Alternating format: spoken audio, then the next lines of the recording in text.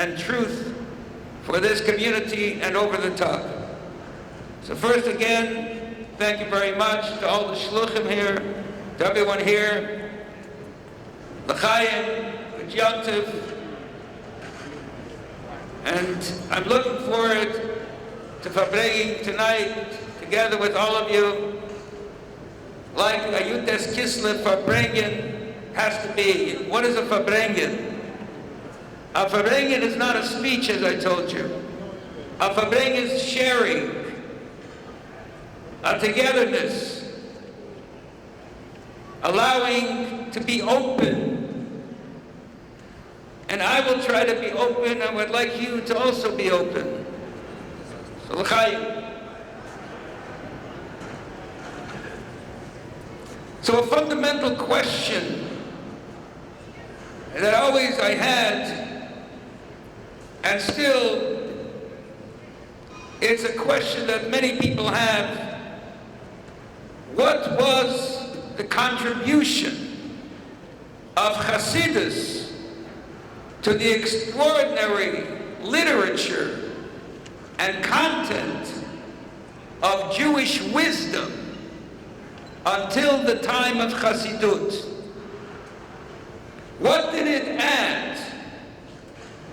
And how important could it have been that a millennial giant of history,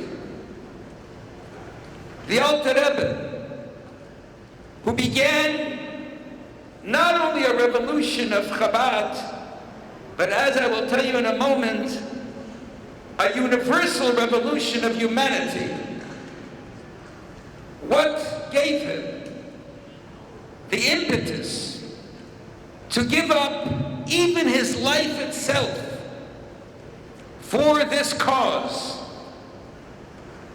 While he was in prison, on death row, where the initial sentence was a death penalty, the Baal Shem Tov, that the Alter Rebbe referred to him as a grandfather, and the Maggid of Mezrich, that the Alter Rebbe referred to him as his father, came to him and he asked him, why did this happen? And he was ready and willing to give up his life for this cause. As Rabbi Akiva, the great sage of the Talmud, asked, when will I have the opportunity to give the ultimate sacrifice to God?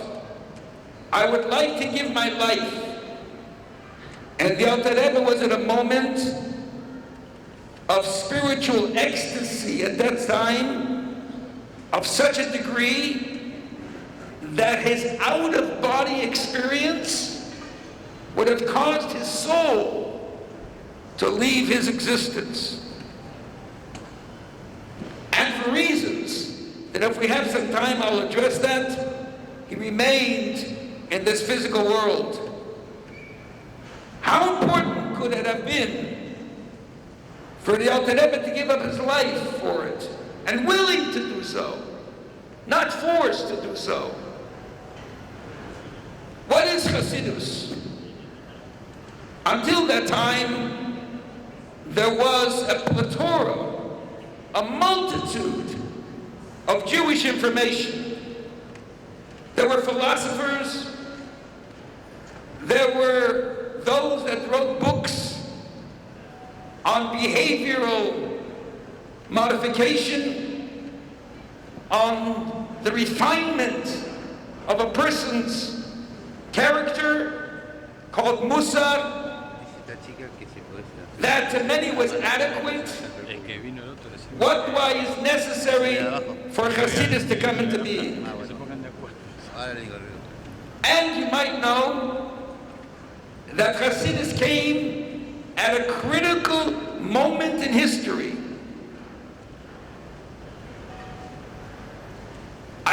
this particular concept from not a chassid,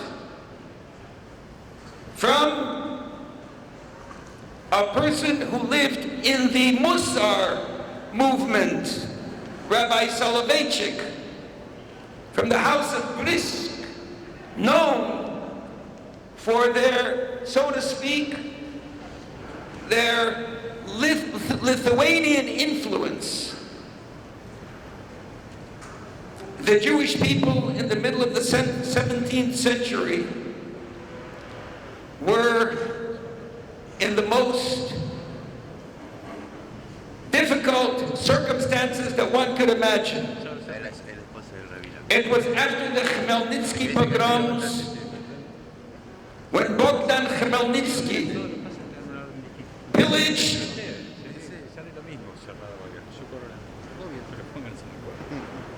and plundered hundreds of Jewish communities. We don't even know the number of Jews that were massacred, pillaged, plundered, kidnapped.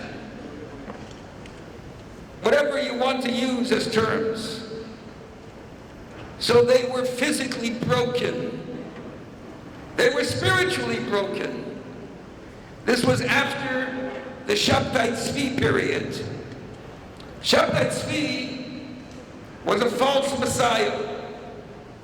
Hundreds of thousands of Jews followed the Shabtai Tzvi, and it turned out to be a fraud, a falsehood. And so the multitude of Jews were sitting on the debris of a shattered world, a broken world, a painful world, and nobody to talk to, nobody to uplift them.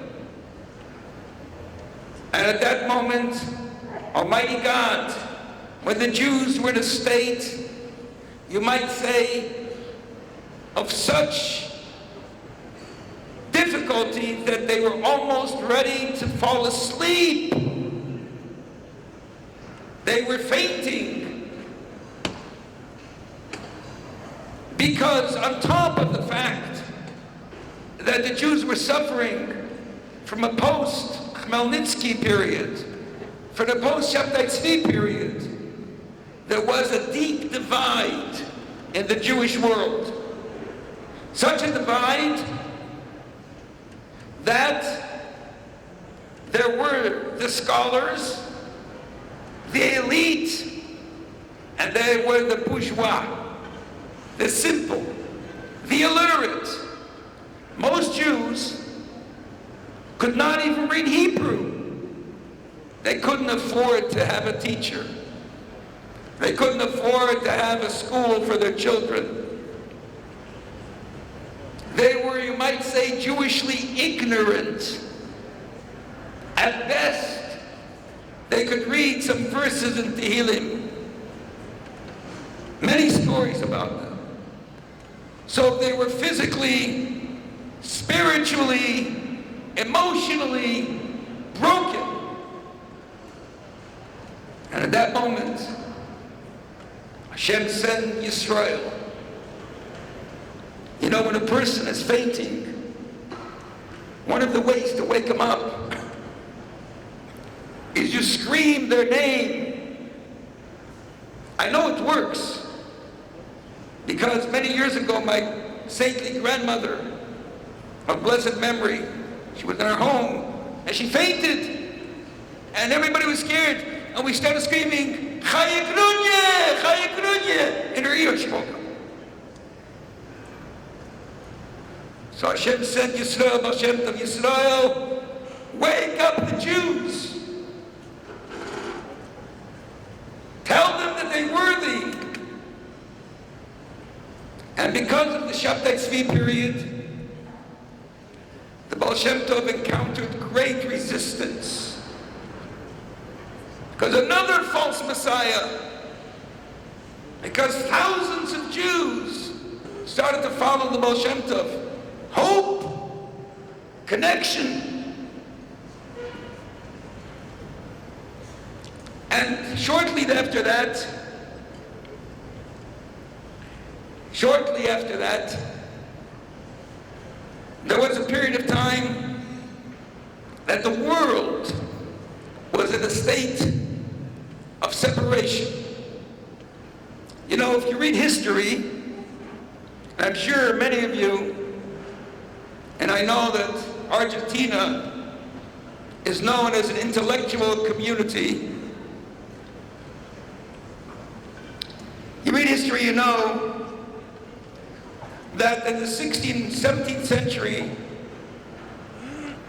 the general community, the world community, consisted of two different classes. There were the important class, the lords. In the secular world, it's called the feudal system. There were the lords and the serfs. The serfs were the servants. They were born to serve the masters.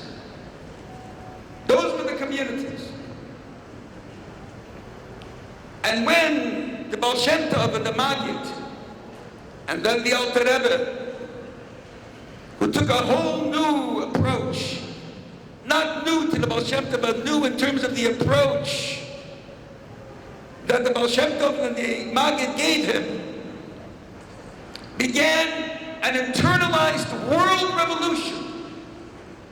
You know, the Alter Rebbe was freed from prison in 1798.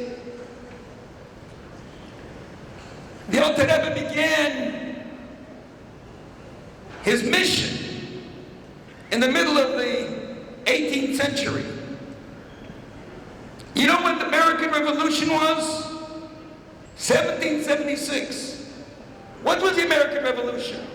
We're no longer servants to the Queen. We are no longer servants to monarchy. We can make our own destiny. And then the French Revolution, 1798. An upheaval, a beginning of a world recognition that the human being is important. Every person is important. I'm just coming to Miami this past weekend.